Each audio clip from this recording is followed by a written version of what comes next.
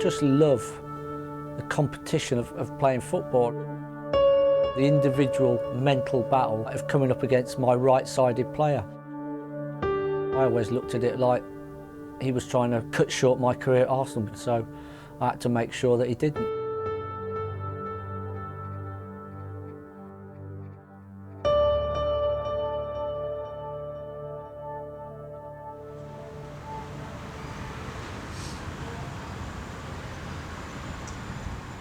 Well, I mean, I played football from a really early age. My dad was a very good footballer. My mum was as well. Was really big on football. So, I mean, I can remember playing when I was like 5, 6 years of age, playing for even like the under-12 teams that were just at my local village team, which can't actually happen now because of the age difference. But then it was just, you know, you had the freedom to play. I don't think you ever look at it when you're young as, are you one of the best players? I think I just wanted to go out and play football. I mean, it wasn't really a high level for me, you know. I just enjoyed playing, and you know, I'd play really wherever I could get a game. 3 months before I was due to leave school, and I'd actually been offered a job at Jaguar Cars. I was playing in a game, and after the game, Don Dorman, who was the chief scout from Birmingham City, came up to me and said, you know, he'd watched me play and would I go for some trials at Birmingham.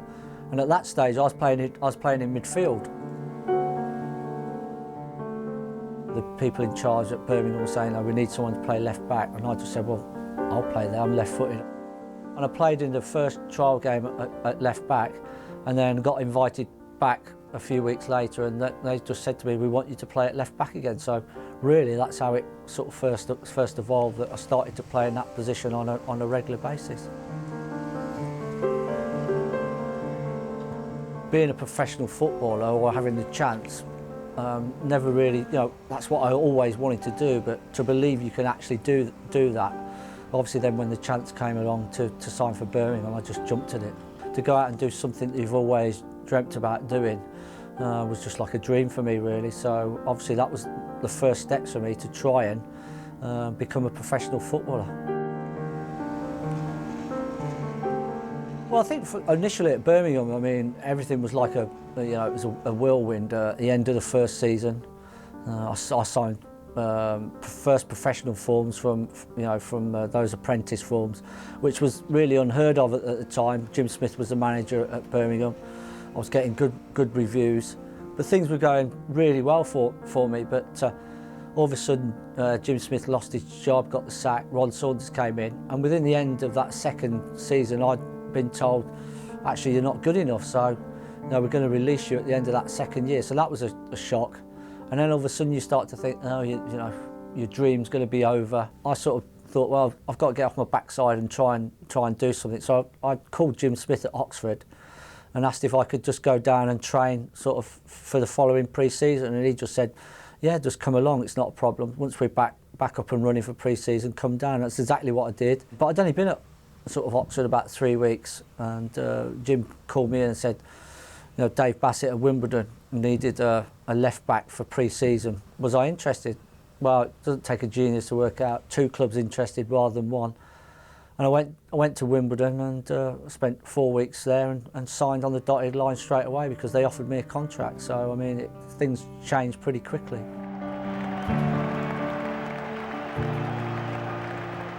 Well, I look back and think, you know, if I hadn't made that phone call, and then you know what would have happened, because you know I know clubs circulate players' names, but you can sit there waiting forever, and for me it was like, well, I need to try and make something happen, and you know to get that opportunity to try and break back into professional football really was, I suppose it was a lucky break for me.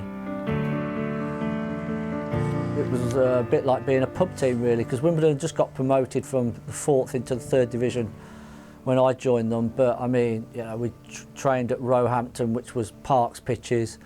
You know, the place that we got changed to train in was part of a CAF, you know, and people were coming in from outside, so there was no sort of security or anything like that.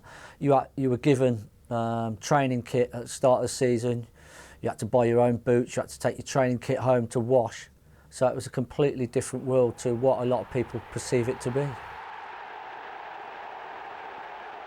I mean, lots of stuff went on. I mean, clothes went missing. They were, you know, you'd go back into the dressing room, they were on fire.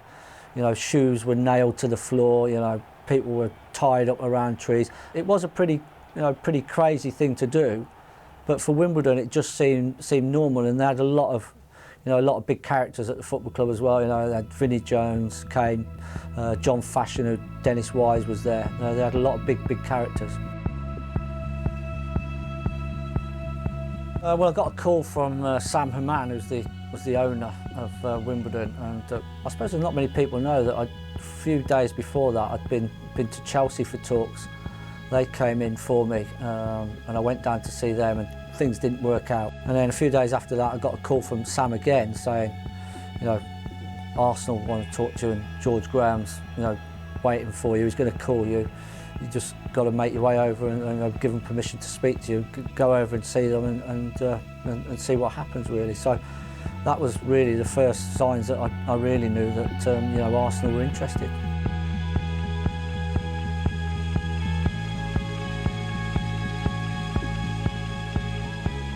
When you walk into those Highbury halls with all its marble, it's completely different to Wimbledon.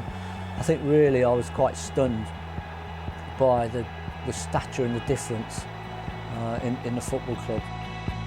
Obviously the meeting of George Graham in his office, you know, the big desk. It's quite intimidating, really, but you know, it was something that I knew was going to happen anyway. There would no way would it break down through contract talks. Look back and see the past managers, the great managers. Chapman, who was the manager of the first Arsenal team to win a major trophy. And my dream and my ambition would to bring those times back here as a manager. And if I could emulate what they did in the 30s, I'd be a very, very happy person. George is the manager, you're the players, I'm in charge. I'll keep myself a little bit away from the players. And you know, and I'm the one that makes the decisions, and so I think that's why, you know, people looked at George in that way, and I think, you know, George had good control, you know, over the team, because if you kicked up a stink, then he could put you in the reserves, which would make you suffer, and you couldn't really afford to, if you were playing regular in the first team, you couldn't then really afford to be sitting in the reserves.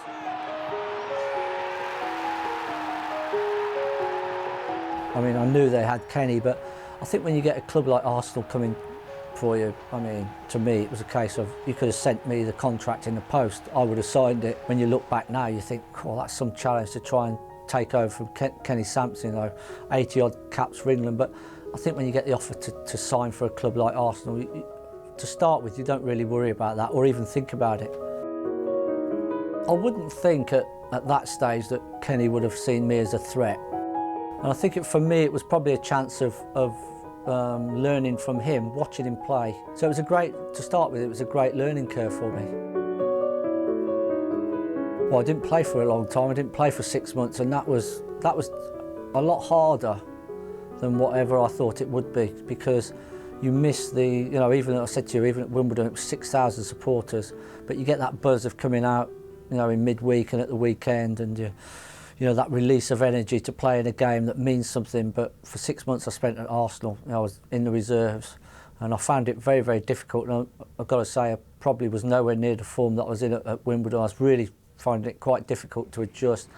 But then I got into the team at right back most of the time. I kept sort of swapping. I played like 4 or 5 games after Christmas at right back, and then I might go and switch to left back for a game.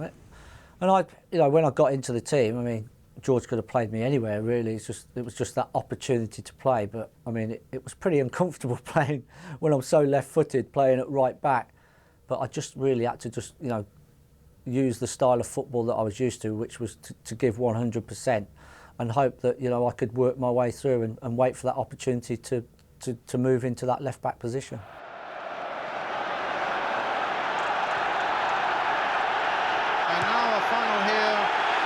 Arsenal in the Middlewich Cup. Towards the end of the season, I mean, Mickey Thomas was a regular penalty taker.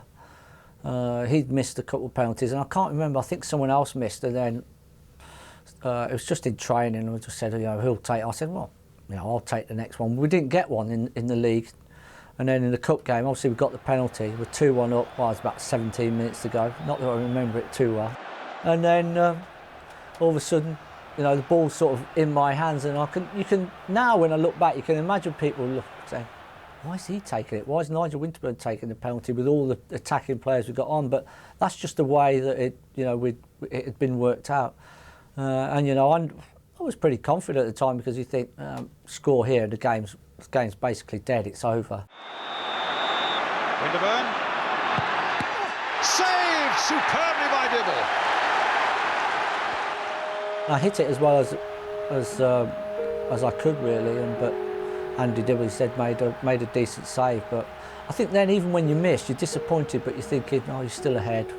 You know, things should still be all right. But it was just a complete disaster, wasn't it? Last 5 or 6 minutes, and you end up losing the game. And then I think then it really hits home to you that, you know, you're going to be looked upon as probably the player that cost Arsenal the cup on the day.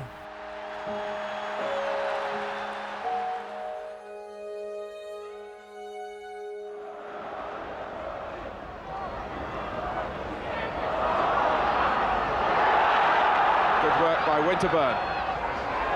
Smith, he's got Rocastle with him, he's got Perry Groves there as well.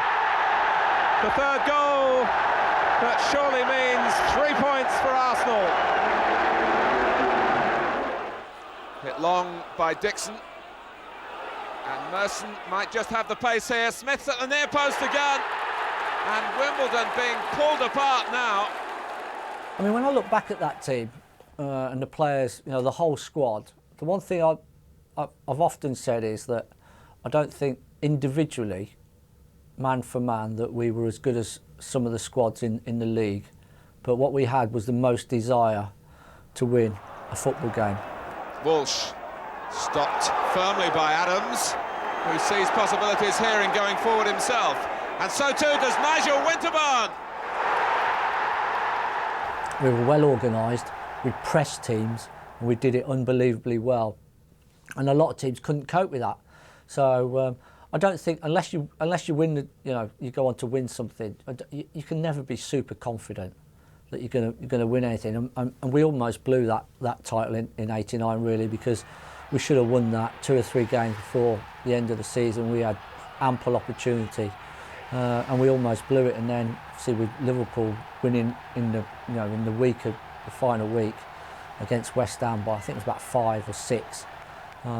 We then had to go to Anfield and win 2-0, and I don't think anybody expected us to do that. Good evening, everybody. So a night of chilling simplicity about it, really. Arsenal must win by 2 goals to take the title. Anything less, and it stays on Merseyside with Liverpool. Well, it's like climbing a mountain, really, but there's no reason why we can come up here. Nobody really fancies us outside Highbury, so we can relax and enjoy the game and hopefully get the goals that we need.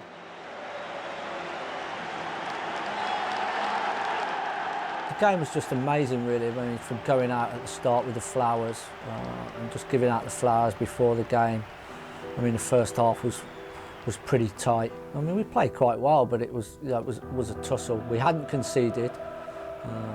Which was a bonus to us, but to a lot of people they were looking at it the other way. Well, we hadn't scored either. But I mean, George called it perfectly. He said, look, if we do score, they are going to panic. They're not. What are they going to do? Are they going to come out and attack us? Are they going to sit back? But the one thing that will happen is they'll be nervous. And we got a free kick. Castle. Foul that time given against Whelan for his feet too high as he challenged David Rocastle. Arsenal's free kick. Just hit it in, and I just remember Tony going in for it, and I think he falls over, and then Alan Smith just getting a little glance on it and it going in. But then Liverpool players were quickly around the linesman and referee, and you're just standing there thinking, if he disallows this now, with the pressure he's under, the referee did fantastic, because I'm thinking it would have been easier for him to disallow the goal than to give it. But then once you see him sort of turn away, you knew. I mean, that was only a few seconds as well, but it felt like forever waiting for that decision. And then when we got the goal, obviously the ref gives it, then you know that you've got an unbelievable chance of winning, and you just hope that you can, create a couple more chances and take that second chance. 1 minute to go. McMahon has got the word from the cop, obviously. But nobody knows quite how much time the referee will add on. Just a few seconds away now for Kenny Dalglish, unless Arsenal can mount something absolutely spectacular in the few seconds that remain. Arsenal comes streaming forward now in surely what will be their last attack. A good ball by Dixon, finding Smith. For Thomas, charging through the midfield. Thomas, it's up for grabs now! Thomas! Right at the end! Mickey had a chance just before that as well that Grobbelaar saved. And then I think I was on his outside because we were playing with wing backs. And I was on Mickey's outside, and I see when the ball came through to him, and you just really, I'm just holding my breath and thinking, this time, you've got to do it this time. You might not get another chance. And as he flicked it past Grobbelaar, I know it's going in, and I'm already off celebrating. It's just an amazing sort of end to the game, really, because I mean, so many people thought that there was no way we could pull that game out the bag, really. But it was an absolutely amazing end to the season. Two teams going head to head for the title. I don't think it will really happen again.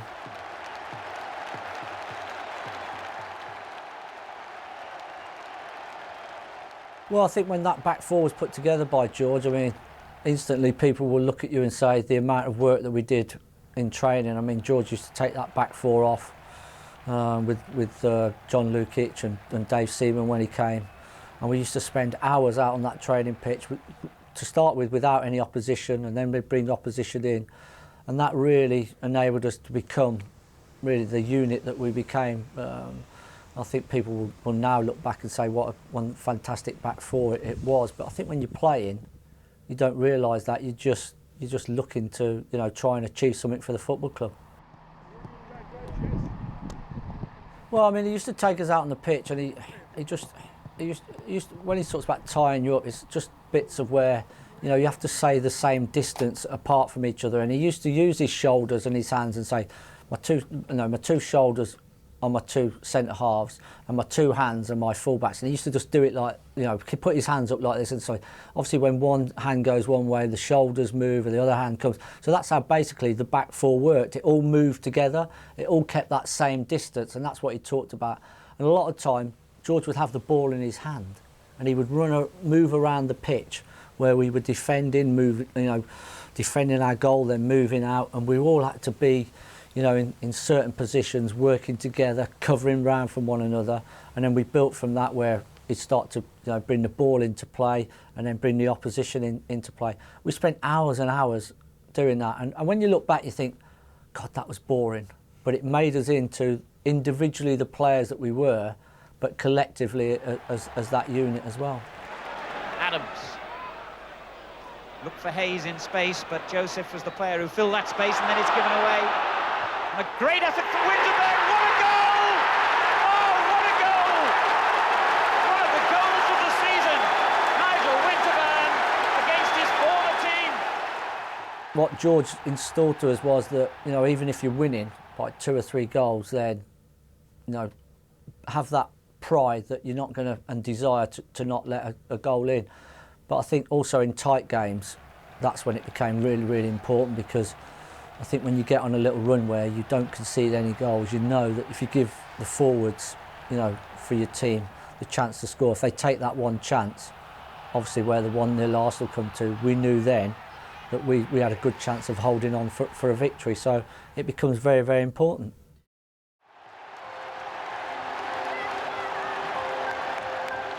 A couple of minutes to go to half-time. And Limpar made a long run to get himself involved, and Keith Hackett has given the goal. Arsenal have stolen a goal here.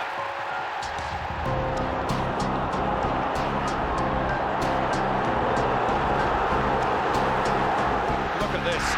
This is disgraceful. It's a free-for-all. I was involved in the tackle, wasn't I, with Dennis Irwin? But what went on after that, I've got to say, wasn't my fault, because I was lying on the ground. I got a couple of good little kicks in the back from a couple of the Man United players, and fair play to them because it was competitive.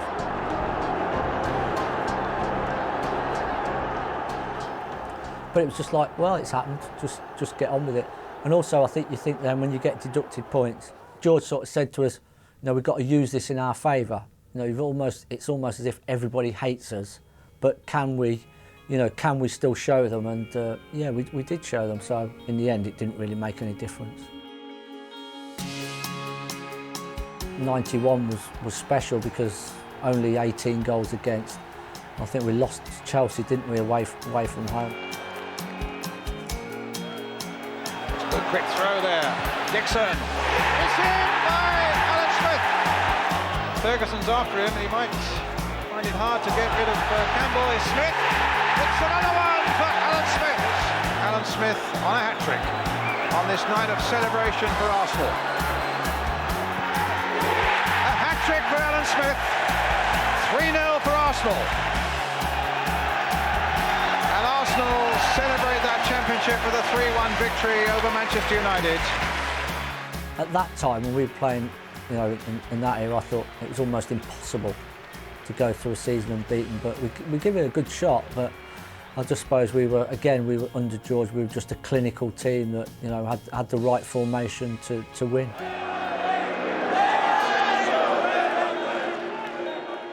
Yes, it would have been nice to go throughout the whole season unbeaten, but at the end of it, we still would have only ended up with the same thing, and that would have been the league title. So there's no regret. You can't have any regrets when you've won a league title, none whatsoever.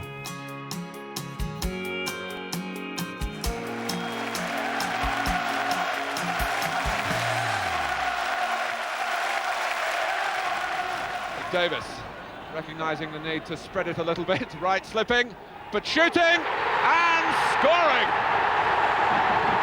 He's been out on the pitch in Arsenal colours for some 44 minutes only, and he's doing what comes naturally, and genuine congratulations from his new teammates.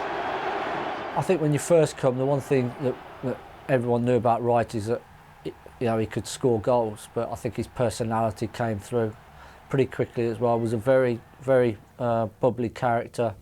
Was sort of, always larking around, in the dressing room before and after games. But he had a mean streak in him as well, and I think that mean streak was to be successful. Everybody knows. I mean, he went on to break the goal scoring record. But his desire to score goals was the main thing that I will always remember him for. It's very, very difficult if you don't play with a player to see how good they are. And I mean, we knew that if we created chances for Ian Wright, he would take a large percentage of those chances, and did. And David Lee pressed rather abruptly by Winterburn, but nothing given. And there's no offside. Ian Wright! They have a new hero, the Arsenal fans.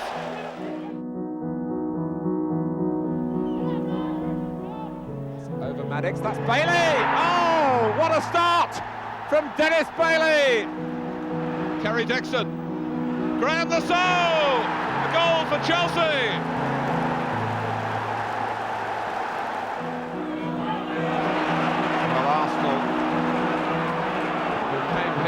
Badly needing a result, and it's looking way beyond them at the moment. Gary Charles, Bold has missed out. Sheringham, and here's Scott Gamble. He's lobbed Seaman superbly. I don't know whether people say we were far ahead as a lot of people thought, because as I said to you, I think when you look, if you're honest and we were a good team, but if you analyse players individually, I think a lot of people would have said, Liverpool have got a better squad, or Man United have got a better squad, but it's not all about individuals. It's about a group of players coming together to play as a team. And I've never ever thought, we should win this. You've got to earn the right to win something. You've got to give it your all. So, it doesn't surprise me that we went a period of time without winning the league. I mean, we were lucky enough along the way to win a lot of cup competitions. So it's not something that you take for granted that you're actually going to go out and win something. You've got to earn the right to do that. And it just took us a few more years to win that title again. We came close on a couple of occasions, but not close enough.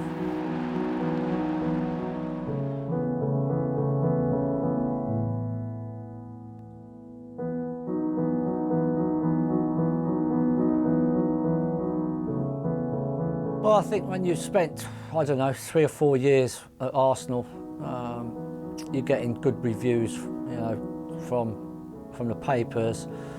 You're in the team regular at Arsenal.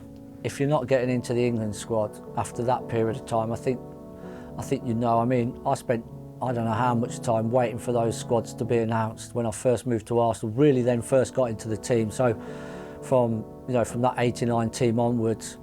91, and I'm thinking I was probably playing some of my best football of my career then, and I'm thinking if I can't get in now, even into a squad, then there's no chance.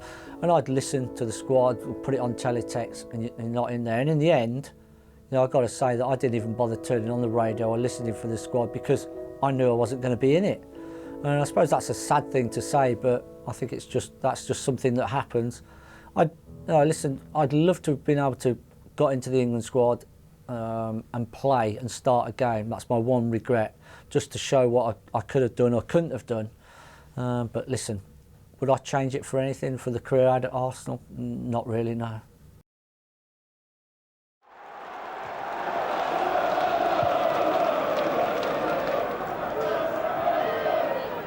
Smith almost won that one for Arsenal. Adams. Oh, Robbins could steal in here.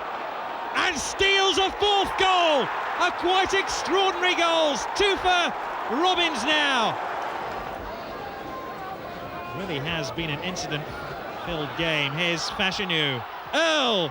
Oh, he scored! 4 minutes from time. That'll be the winner. I've always said that the league is, for me, is the way you're assessed as a team. But if you can't win the league title, for whatever reason, maybe you're not good enough that year, things don't go your way, you're inconsistent, then you've got the cup competitions to fall back on. I mean, at Arsenal, every year that I was here, we set out to win every competition. Now you know that that's not going to happen, but that's what you set out to do, and once one gets chalked off, you try and then win something else. Merson takes. Adams! Well, he scored in the quarter-final, and maybe now he's settled the semi-final. They're so close now. Arsenal, who were hurt so much by what happened here 2 years ago, Paul Gascoigne and Gary Lineker. And so the revenge is particularly sweet. It's almost the equal of winning the cup itself. Arsenal against Sheffield Wednesday in 2 finals. We then sort of started to do really well in the cup competitions. That year we got through to the 2 cup finals. I think my one regret is that we played Sheffield Wednesday twice. But stepping out at Wembley is always very, very, very special. And those games were close. It doesn't matter whether you're favourites or not for your League Cup finals or your FA Cup finals. You still got to go out there and win, and they were keenly contested games. Unfortunately for us, that we managed to win on both. Knocked through the middle now. Parks with a shot and a goal for Wednesday. Davis chipping that one through. Merson with a shot. It's in. So it's 1-1. It's gone past Anderson. What sort of cross can he put in? There's a goal for Arsenal by Morrow.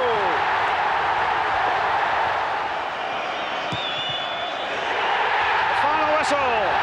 Arsenal, the winners of the 1993 Coca-Cola Cup, beating Sheffield Wednesday by 2 goals to 1, have assured themselves of a place in Europe next season.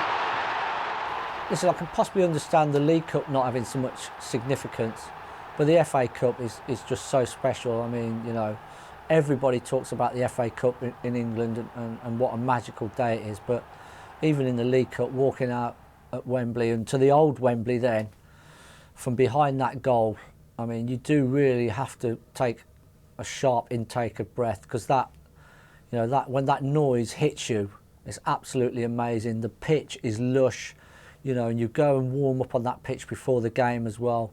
It's almost as if it saps your energy away, and really it does take a few minutes to really compose yourself and get ready for the game. And it's definitely an advantage if you've been there before and played before. But what a special place to play! I can't believe that people talking about not wanting to play at Wembley, or it doesn't have a special place in the calendar. For me, it still does.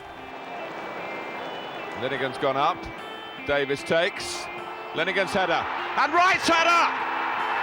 And Arsenal are into the lead. And Ian Wright, whose goals have carried them along the road to Wembley, has scored in the final itself. Sheridan. Bright. And here's Harkes. And Hurst is there! It's the final whistle at the end of extra time, and Arsenal and Sheffield Wednesday, who know each other so well, have to come back again on Thursday. Now, the one good thing about FA Cup finals is they don't go to replays, because the replays are a bit of an anti-climax, and it's hard to say that when you go on to win the trophy, but it's not the same as, you know, on the Saturday when you're preparing for the game and the run up to the game the week before, getting your suits done, staying in the hotel, and the replay was a little bit flat. I mean, the final wasn't even full, and then but like you say, we were what, minutes away, weren't we? Probably even less than that, than going to penalties. And Andy Linegan stepped up with that lovely header that was Chris Wood's, wasn't it? Let it slip through his hands. Yeah, it doesn't matter how they go in, not when you start to win trophies.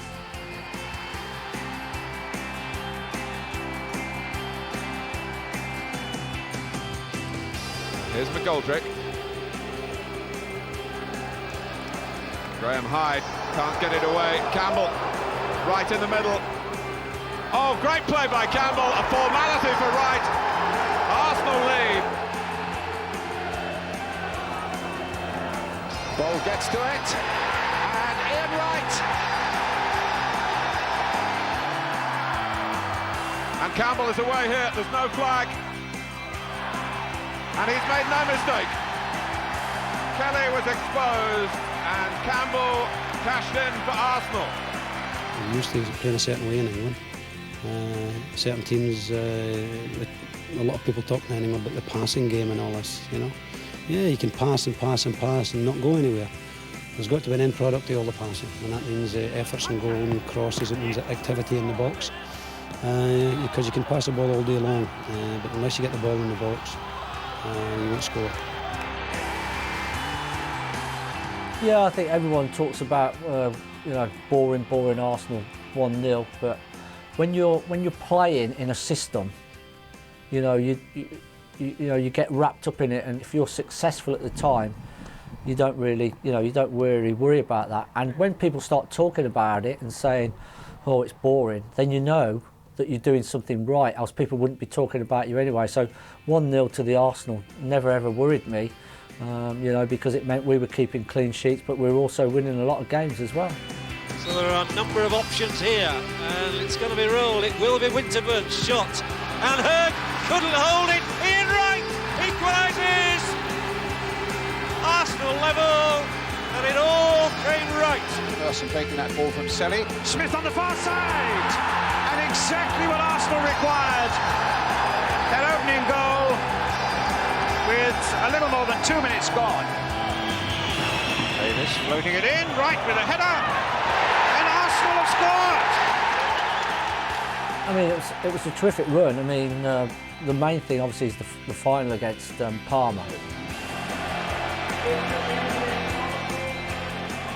Against that Parma team, nobody expected us to win that game, and we got absolutely battered for 90 minutes. But Alan Smith came up with a goal in the first half, and we just managed to hang on really, and everything went our way.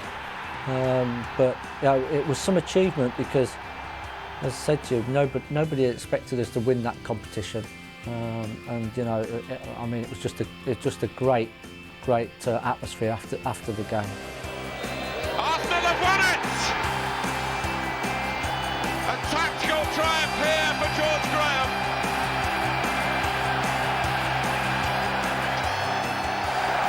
Yeah, I'm quite pleased. You know, I mean, just a great night for everybody concerned with Arsenal.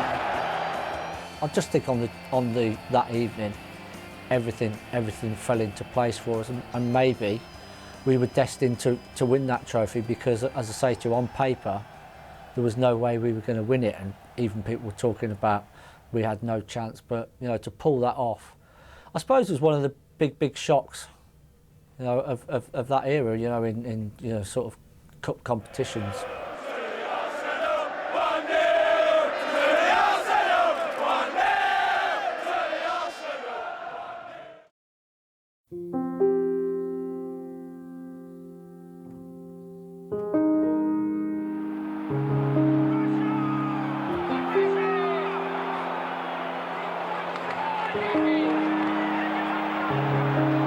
Well, we're heading for a penalty shootout. Naeem, or are we?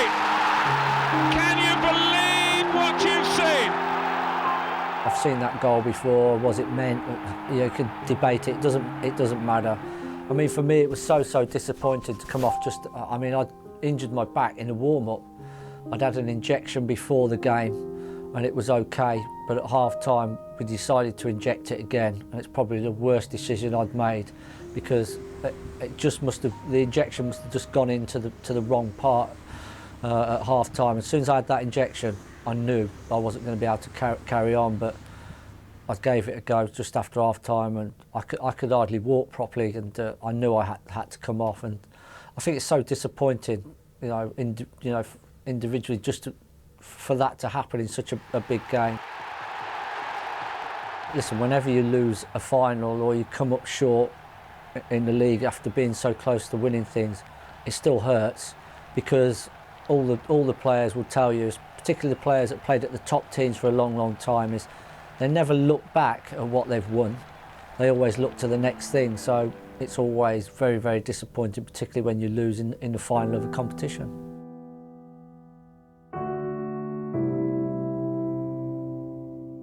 Very surprised, really. I mean, and for me now, it's still slightly unclear what really did happen. But I just think it was such a sad way for George to sort of leave Arsenal, because for me, obviously, he brought me to the club.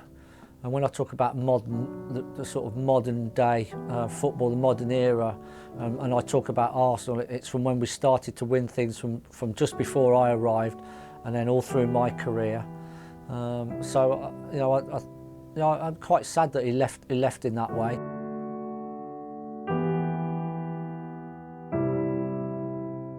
George sort of almost started to recreate the history of Arsenal Football Club again. And I said to it, when you play that particular style, when you're involved in it, it doesn't really matter. And I'm sure for the supporters at that time, it didn't really make any difference, because they started to be successful again and see their team win things. So for me, it was part of my history at Arsenal Football Club. But just disappointing that he left in the way he did. But these things happen, and like everything, people and players and managers move on to other things.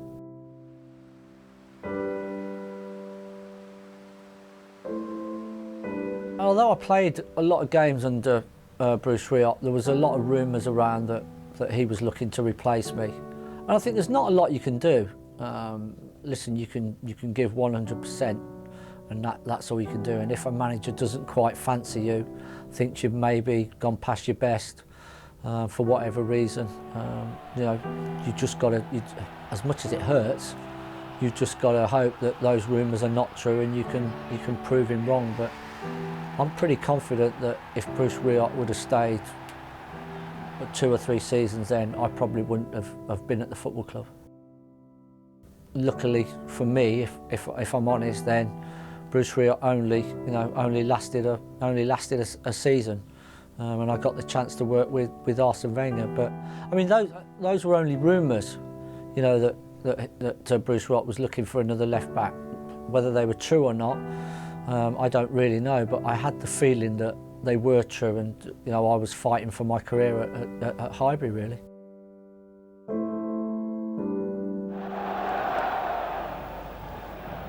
York letting it run for Johnson, cleared by Keogh. And there's no flag. Dennis Bergkamp again. Well, I think it's sort of signified a slight change. When you talk about Bruce Rioch, the one player that everyone will look at and say is Dennis Bergkamp. Platt, Bolton looking weary now. Bergkamp! He's amazing. I picked him as my all-time player, I think, to play with at Arsenal Football Club, and I played with some great players. I mean, Thierry Henry, I think Arsene Wenger talks about as being someone special. But I mean, for me, just because of the amount of time that I played with Dennis, just, you know, the way that he played the game, the way that, you know, the vital goals that he scored, but his appreciation of the players around him was just absolutely amazing. For me, it was like the complete player, you know. He did have a sense of humour, but he was always very, very quiet, Dennis. But you know, he did occasionally lose it on the pitch as well, as we saw in I think it was quarter-final, wasn't it, against West Ham. He had that ruthless streak, but just give him the ball and it was like a magician. He was just an absolutely amazing player. Bergkamp! Well, you start to run out of superlatives. You know, you're playing with very, very good players, and the chance really to push yourself even further, with the chance to win even more trophies. So the better player you hope that you bring to the football club, then obviously the more chance you have of winning things. And if you're bringing players of the quality of Dennis Bergkamp to the football club, then you know that you're on the right lines. And you know, he was a terrific player for Arsenal.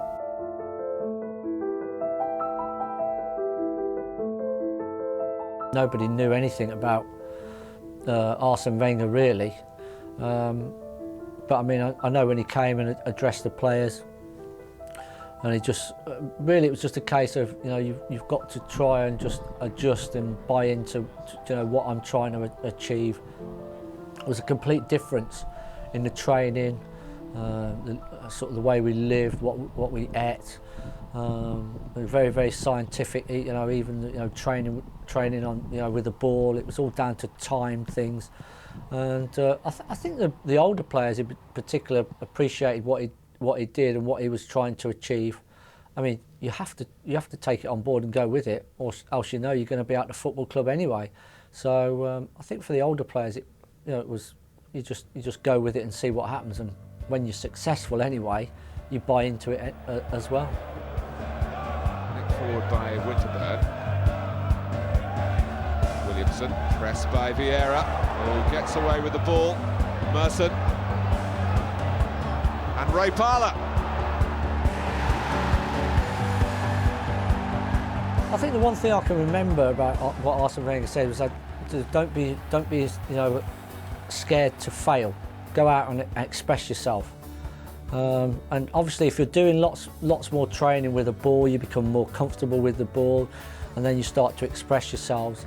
The type of player that he's bringing to the club, they want the ball to their feet. You know, they're not scared to accept the ball in tight situations. So our style of play started to change, and you know, you could quickly see that you know, it was really enjoyable to be part of, and you know, you just go with it really, and hope that you can prolong your career long enough to win something else with a new manager.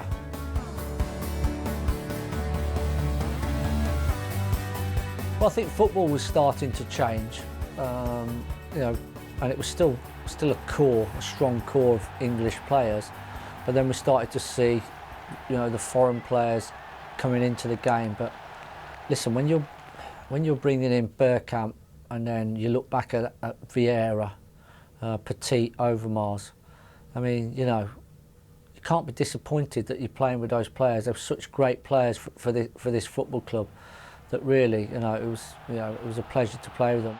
All the players that have been at this club, you know, whether they're foreign players or not, I mean, particularly the foreign players, I think they helped, you know, to develop this club into the style of football that they're probably playing now. On comes Patrick Vieira for his Arsenal debut. Born in Africa, French under-21 international. Bags of promise, signed from the great AC Milan. When you've got someone 6 foot plus, but he's also quick, is strong, defensively was outstanding, but try and knock him off the ball when he was going forward as well. It was almost the complete midfield player of that time. I mean, I think you saw very, very quickly that Patrick Vieira was going to be a massive bonus to the football club, and particularly to that back four that was getting a bit older. He was, if you like, the protection in front of it. I hate comparing different players from different eras because I think it's so hard.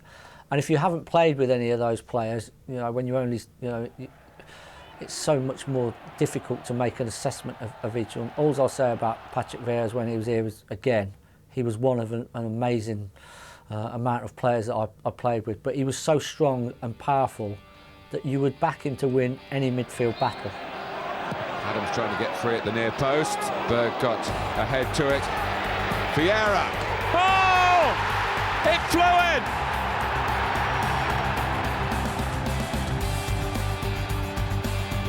Still life in the game according to the referee, and Bergkamp certainly life in him! Ability.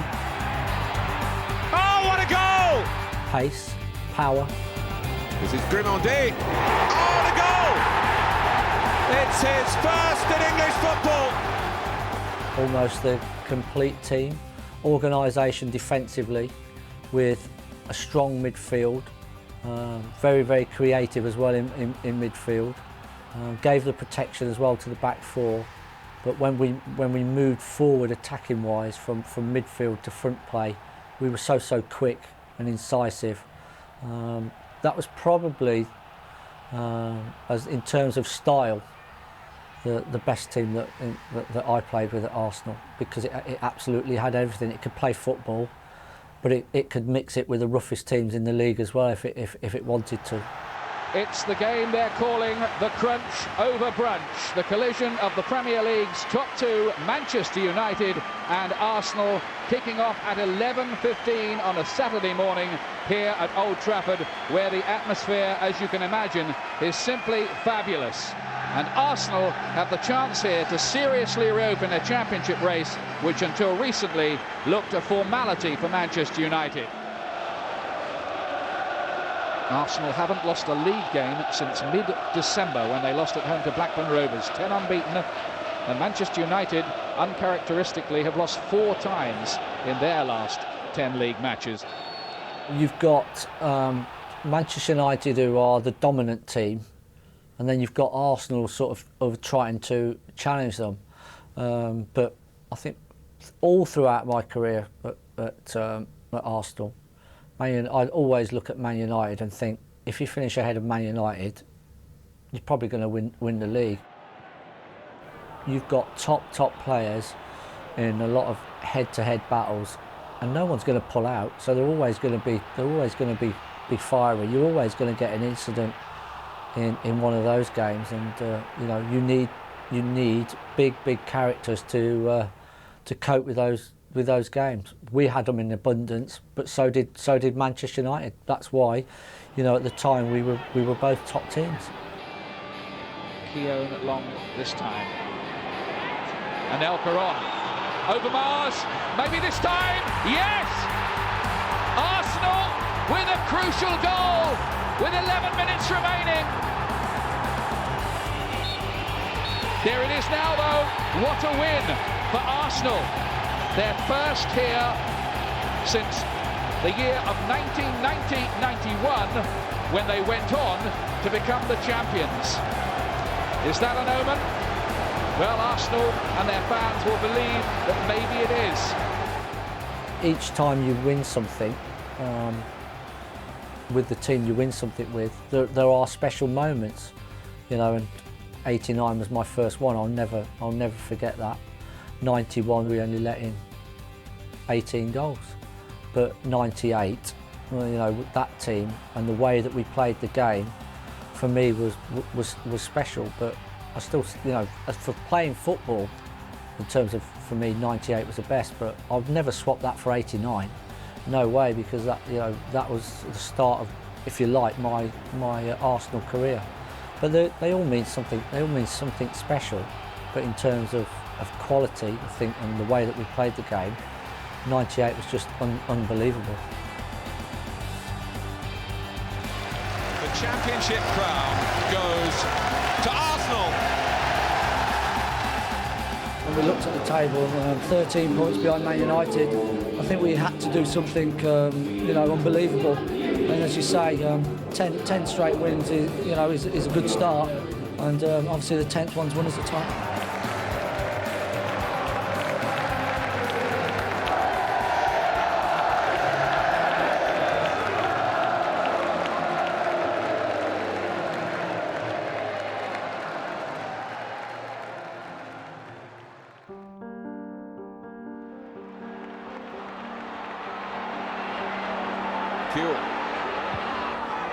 Oh, Hasselbaink is free, and Jimmy Floyd Hasselbaink has done it to Arsenal again, and may well have ended the championship challenge. When you think that we have done 21 games, 16 victories, 4 draws and 1 loss since December, it's amazing. But Man United had a great season as well, that's why it was not good enough.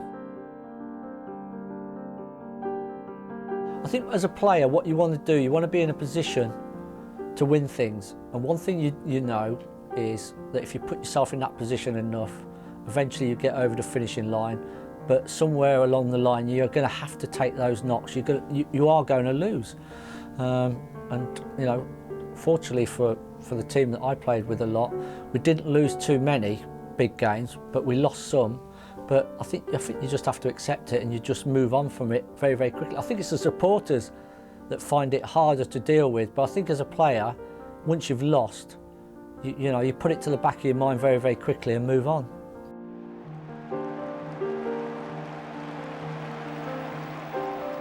Here's Silvinho. Well, it's what the crowd have wanted to see from the Brazilian. His first Arsenal goal. I mean, I played all the way up to Christmas, and then Arsene Wenger spoke with me, and he was, you know, quite honest really, and said that it looked like it was coming to the stage where he was going to start to have to change things around. So Silvinho was going to play, and I was going to be sort of, if you like, if the reserve, waiting for things, you know, to happen. If Silvinho didn't play well or was injured or rested, then I would come in and play. And from Christmas through to the end of the season, I think I played once about every 4 weeks. And the Galatasaray game, I sat on the bench, and I can be quite honest, I can hardly remember anything about that game, because, you know, I knew then that I'd be leaving. I mean, you know, I loved playing football, but I felt in the league that when I was coming into the team, my performances were so much lower than they'd been when I was playing on a regular basis, that I knew I wouldn't be able to live with that. And if I didn't force a move away, then I'd probably be retiring. And you know, that, for me, it was quite sad having spent so much time here. You know, and also the club wanted me to stay, but I got a massive decision to make. You know, do I want to try and prolong my career, or do I want to sit on the bench and play every 4 or 5 weeks? And having played all your career, you know, right away from Wimbledon, all the way through for 13 years at Arsenal. So apart from that 6-month period when I first joined Arsenal, so you're looking at 16 years where I played regular. Then someone asking you that, you know, and telling you that you're ever going to play once every maybe 5 weeks, it's very hard to accept. But for me, it was more about how well I could play through that period, and I didn't think I would be able to play well enough, and that's really the only decision I had to make, and why I left the club. I would have loved to have stayed, but if I'd have stayed, I think it would have been the wrong decision to make for myself. I knew that I needed, you know, to play football on a regular basis with the age that I was, to continue in the form that I thought I could produce. And I knew that every one game every 4 or 5 weeks at Arsenal was not going to allow me to do that.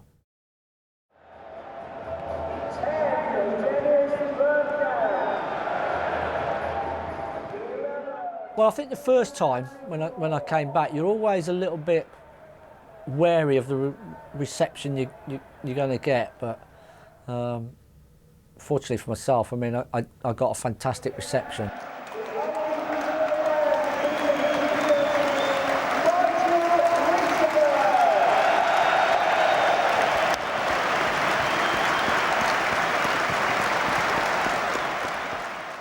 So I got a good reception from the supporters. But it is funny to come back and play against a lot of players that you've been playing with for a long, long time. And I think what you have to try and do is you just almost try and blank out the faces of the players, because you know at some stage in a game you're going to have to go in for a 50-50 challenge. And I think the one thing that you're hoping for then is when you do that, because there's no way I'm going to pull out, is that you don't actually end up hurting that player and it is quite strange to play against a team that you've played against for so long. It is difficult.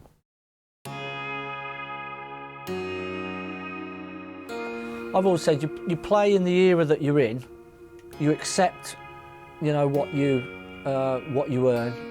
What a great way to live a life, to play football, to have people coming to watch you each week, and to get paid well for it. I think I'd be saying that I'd be totally greedy if I said, well, I'd give all that back, all those medals back, and I'd take, what, 150 grand a week?